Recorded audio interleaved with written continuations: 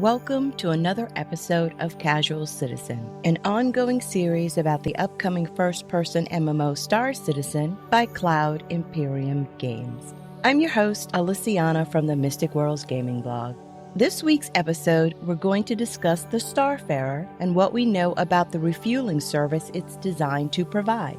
As this ship is still classified as concept and no formal refueling design document has been published, this information is subject to change, even though it comes directly from robertspaceindustries.com. Sit back, relax, and enjoy. Begin transmission.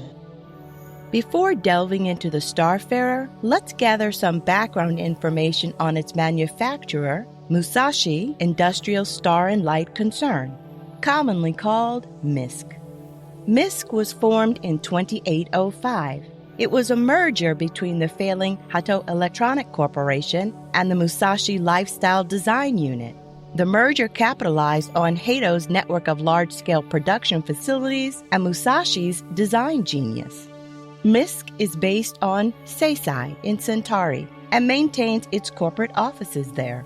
As a manufacturer, they're known for the ergonomics of their factories, where spacecraft are robotically assembled with precision.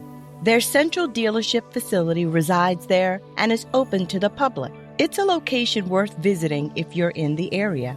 Centauri was one of the first systems settled during humanity's expansion among the stars. It was discovered in 2365 by a dedicated survey ship. Centauri 3 was quickly offered up at a premium to colonial outfitting groups. The result was Seisai, one of the most beautiful and well-constructed human worlds in the UEE. Seisai is known for its natural beauty, organic construction, and limited population. Fujin City is the landing point for most visitors and boasts a fully automated high-volume landing zone.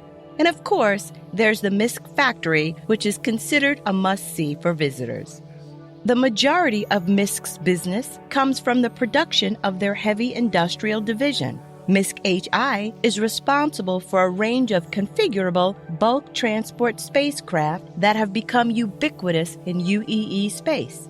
Their sturdy and modular designs are an industry standard for shipping among human corporations. An unexpected popularity among the Xi'an spawned an unlikely business relationship.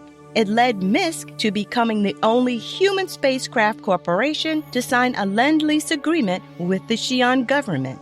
Although the specifics of the arrangement are tightly guarded, it's rumored that Xi'an technology is used in freelancer development. And there are claims suggesting that MISC's next line of spacecraft will adapt Xi'an thruster technology for use in human ships. In recent years, MISC has turned its attention to advancing its two ship lines marked for personal use, the Freelancer and the Starfarer.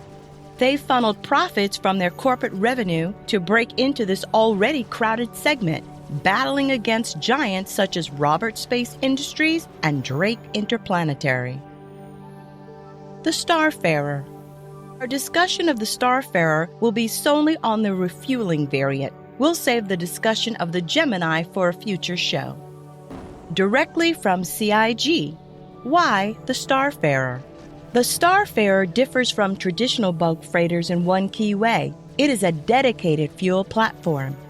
The Starfarer is designed not only to load, store, and protect fuel stasis units, it's designed to take in spaceborne hydrogen and then refine it for use without landing.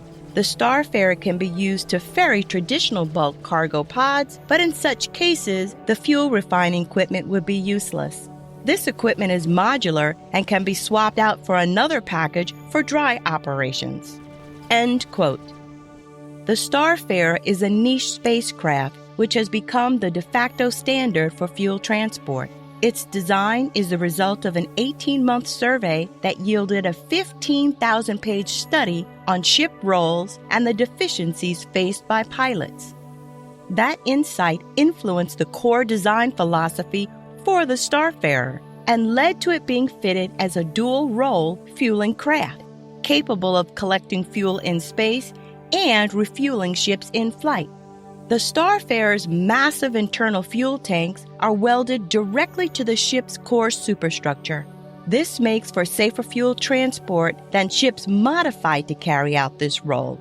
The tanks use external probes and pressure access nodes to provide easy access. In this manner, the ship can scoop hydrogen from a gas giant and just as easily funnel fuel to a nearby ship.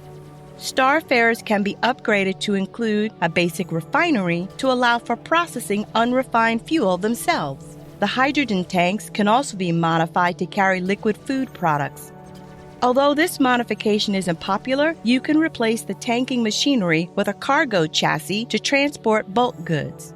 Even though the Starfarer can be modified for other roles, remember that it's primarily a dedicated fuel platform and designed from the ground up to be just that. It won't perform in these other roles as effectively as a dedicated option. Although the Starfarer supports multiple crew stations, it can be run as a solo operation. Management of the ship and its resources will take more time and require a lot of running back and forth, but it is possible. Detailed design doc still incoming. A detailed design document will be made available as soon as all of the mechanics involved in the refueling process have been finalized. That said, here are some aspects which have been more or less confirmed based on CIG Q&A responses. Eventually, you will be able to store pods of fuel in your hangar. There will be refueling missions, and NPC pilots can also be served by a player-run Starfarer. The Starfarer's refinery operates considerably slower than a dedicated refining facility. However, it allows you to refine and utilize fuel you've collected while out in space. You will have the option of taking your unrefined fuel to a refinery for processing. Remember that you are carrying and processing fuel. Mishaps can happen, and it's mostly bad news if they do.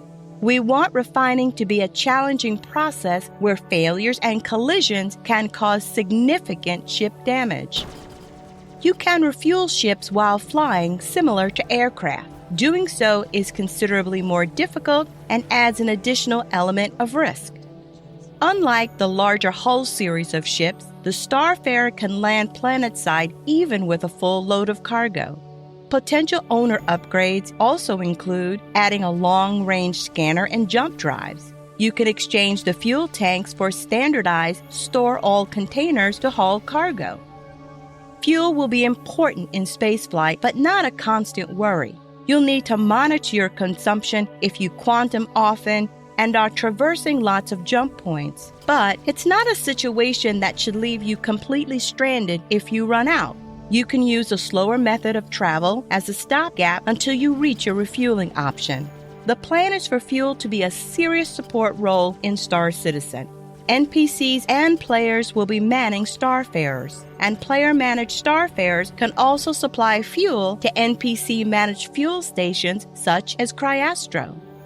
Show notes. As with most of our ship-related shows, not much in the way of show notes this week.